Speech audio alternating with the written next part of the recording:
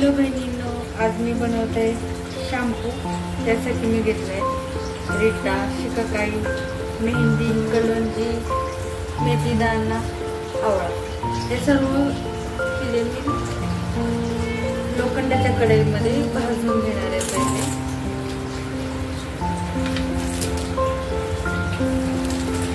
सर्व गोष्टी भाजून घ्यायच्या, नंतर बारीक करून घ्यायच्या आणि पाणी टाकून शिजवायचं आणि पूर्ण एक रात्र लोखंडाच्या कढईमध्ये त्याला ठेवून द्यायचं. एक दोन माणसाच्या यूजसाठी एवढ्या त्याच्यानं शिकाकाईनं केसातील मळ निघतो, रिटानं पण केसातील कोंडा वगैरे नाही चालतो, मेहंदीनं केसाला कलर येतो आणि मेथी दाण्यानं केसावरची शाईन येते. कंडिशनरचं काम करतो मेथी दाणा. कलोंजी पण केसाच्या ग्रोथसाठी खूप चांगलं आहे. ते पूर्ण भाजून घ्यायचं ताकी त्याचा आरोमा त्यात उतरला जाईल आणि नंतर बारीक किसून घ्यायचं आणि पाणी टाकून शिजवायचं. 15-20 मिनिटं शिजवायचं आणि पूर्ण एक रात्र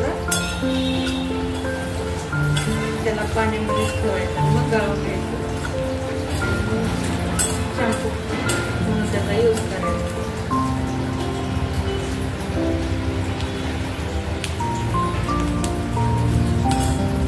भाजल्यामुळे ना त्याला त्याच्यातले जे पण सत्व आहेत ते ऍक्टिव्हेट होतात.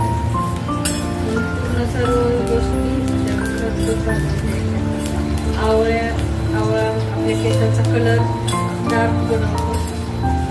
ग्रे हेअरचा प्रॉब्लेम ज्याला असेल त्यांनी हा शॅम्पू जर रेग्युलर वापरला तर ग्रे हेअर कमी होण्यास मदत करता येईल.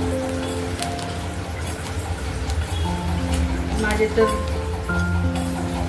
केस ग्रे व्हायला लागल्यापासून मी हेच यूज करत आहे. खूप फरक झालेला आहे. केसामध्ये ग्रोथ पण होते आणि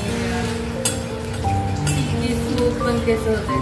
रिटा, आवळा, शिकाकाई तसं म्हटलं तर आवळ्याचा तर यूज मी नेहमीच करत असते. मोरोपा पण बनवते आवळ्याचा, असंच आवळा पण खाते. कढीपत्त्याची पानं पण मी पिसून टाकत असते म्हणून ते पण केसाच्या ग्रोथसाठी चांगलं असतं. त्यात आपण कढीपत्ता टाकला तरी चालेल, पण मी नाही टाकत आहे कारण कढीपत्ता ते ओला असल्यामुळे ते जास्त दिवस टिकणार नाही. मी 1-2 दिवस ठेवणार आहे. शॅम्पू खराब नाही एवढंच बसलं.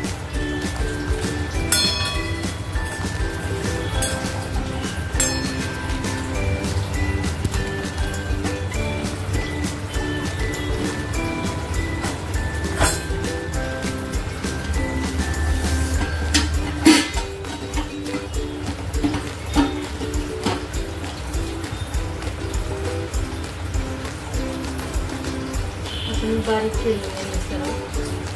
आता पुन्हा टाकायचं.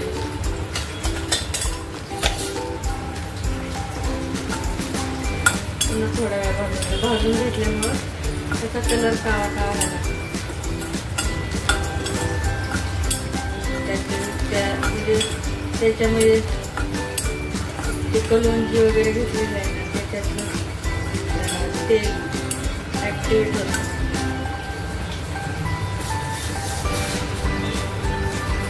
कलोंजी केसासाठी खूप चांगलं आहे. मी तर कलोंजीचा यूज करायला लागल्यापासून माझ्या केसामध्ये ग्रोथ पण व्हायला लागली. आणि मेथी दाणा तर मी खूप लहानपणापासून लावते. त्याच्यामध्ये मऊ पण आहे. म्हणजे एक कंडिशनरचंच काम करतो मेथी दाणा.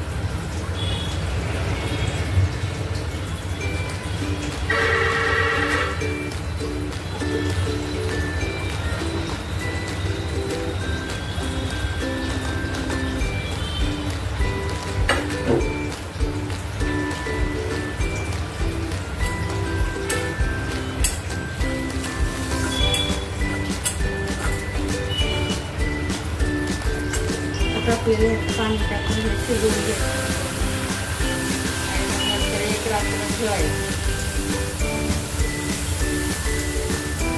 लोखंडाच्या कढईमध्ये करायचं. लोखंडाच्या कढईमध्ये लोह प्रमाण जास्त असतं, त्याच्यामुळे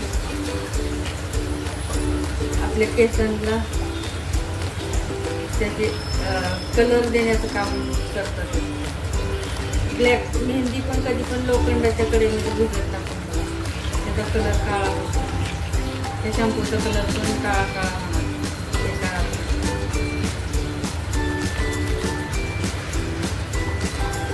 आता शिजून द्यायचं आणि दुसऱ्या दिवशी काढायचं.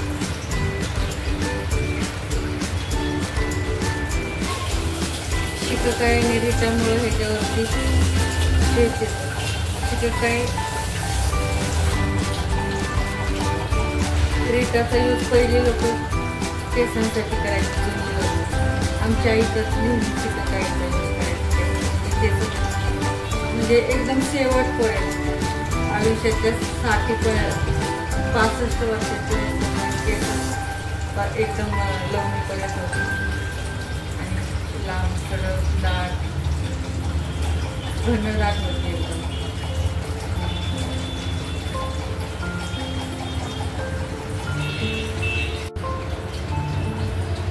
अर्ध होस्तोपर्यंत उकळायचं. ह्याचा शॅम्पूचा यूज करण्याआधी तेल लावायचं थोडंसं केसाला. त्याच्याने केसाची गळती खूप कमी होती. केस गळतीची समस्या एकदा जर सुरू झाली ना खूप त्रासदायक होऊन जाते. त्याच्यासाठी मग असं आयुर्वेदिक उपाय केला तर मग थोडं कमी एक प्रमाणात केस गळतात. त्याच्यावर उपाय आपण शॅम्पू बाहेरचे शॅम्पू वापरतो, त्याच्यानं डॅन्ड्रफ होतो केसामध्ये. ह्याच्यानं डॅन्ड्रफ पूर्ण नाहीसा होतो केसातला. आणि मी तर हे पण लावते, तांदूळ भिजत ठेवते रात्री आणि त्याचं पाणी. त्याच्यानं पण केस खूप सिल्की स्मूथ होतं.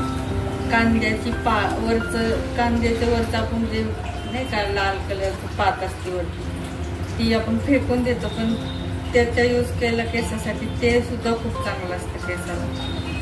त्याने पण केस खूप असं हेल्दी वाटतं आणि केस गळण्याची समस्या खूप कमी होते. आणि आपल्या केसाच्या गळतीची कारणं खूप आहेत. आयुष्यात तणाव असला, वातावरणात प्रदूषण, चुकीचं जीवनशैली, त्याच्यामुळं मग आपली केसांच्यावर त्याचा परिणाम. आणि एकदा केसाची गळती सुरू झाली त्याची म्हणजे ते थांबवणं अशक्य असतं. त्यासाठी मग असं नॅचरल गोष्टींपासून जर आपण उपाय केले तर थोड्याफार प्रमाणात केसाची गळती कमी होते. केसामध्ये ग्रोथ पण येते. आता हे पूर्ण शिजलेलं आहे, पण मी पूर्ण अर्ध करणार आहे कारण ह्याचा यूज मी एकाच दिवसासाठी करणार आहे शॅम्पू म्हणून. त्याच्याने माझ्या केसातला कोंडा पण नाही चालेल.